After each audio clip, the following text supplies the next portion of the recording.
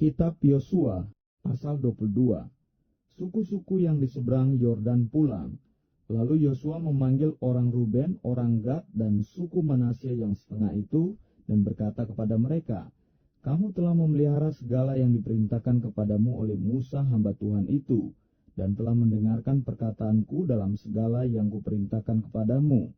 Kamu tidak meninggalkan saudara-saudaramu selama waktu ini, sampai sekarang, tetapi kamu setia memelihara perintah Tuhan Allahmu kepadamu. Tetapi sekarang Tuhan Allahmu telah mengaruniakan keamanan kepada saudara-saudaramu, seperti yang dijanjikannya kepada mereka. Oleh sebab itu pulanglah ke kemahmu, ke tanah milikmu yang telah diberikan kepadamu oleh Musa hamba Tuhan itu di seberang Yordan. Hanya lakukanlah dengan sangat setia perintah dan hukum yang diperintahkan Tuhan kepadamu oleh Musa hamba Tuhan itu, yakni mengasihi Tuhan Allahmu, hidup menurut segala jalan yang ditunjukkannya, tetap mengikuti perintahnya, berpaut padanya, dan berbakti kepadanya dengan segenap hati dan dengan segenap jiwamu." Lalu Yosua memberkati mereka dan melepas mereka pergi, maka pulanglah mereka ke kemah mereka. Kepada suku Manasye yang setengah telah diberikan Musa bagian mereka di Basan. Kepada suku yang setengah lagi telah diberikan Yosua bagian mereka di antara saudara-saudara mereka di sebelah barat sungai Yordan.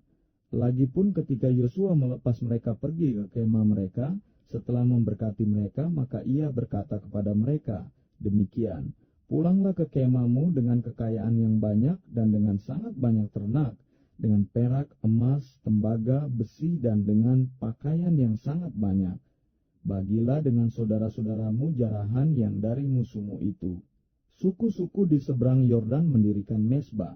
Maka pulanglah Bani Ruben, Bani Gad, dan suku Manasye yang setengah itu, dan mereka pergi meninggalkan orang Israel, keluar dari Silo di tanah Kanaan, untuk pergi ke tanah Gilead, tanah milik mereka yang didiami mereka sesuai dengan titah Tuhan dengan perantaran Musa. Ketika mereka sampai ke Gelilot pada sungai Yordan yang di tanah Kanaan, maka Bani Ruben, Bani Gad, dan suku Manasye yang setengah itu mendirikan mezbah di sana, di tepi sungai Yordan, mezbah yang besar bangunannya. Lalu terdengarlah oleh orang Israel itu cakap orang, telah didirikan mezbah oleh Bani Ruben, Bani Gad, dan suku Manasye yang setengah itu. Mezbah menghadap ke tanah Kanaan di Gelilot pada sungai Yordan di sebelah wilayah orang Israel. Ketika hal itu terdengar oleh orang Israel, berkumpullah segenap umat Israel di Silo untuk maju memerangi mereka. Kemudian orang Israel mengutus kepada Bani Ruben, kepada Bani Gad, dan kepada suku Manasye yang setengah itu ke tanah Gilead Imam Pinehas bin Eleazar, dan bersama-sama dengan dia 10 pemimpin, yakni seorang pemimpin kaum keluarga sebagai wakil tiap-tiap suku Israel. Masing-masing mereka itu kepala kaum keluarganya di antara kaum-kaum orang Israel.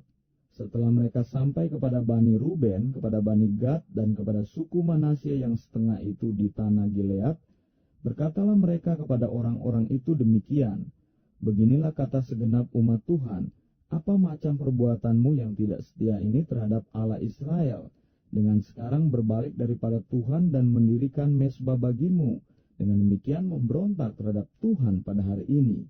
Belum cukupkah bagi kita noda yang di Peor itu, dan daripadanya kita belum mentahirkan diri sampai hari ini, dan yang menyebabkan umat Tuhan kena tula, sehingga kamu berbalik pula sekarang ini membelakangi Tuhan?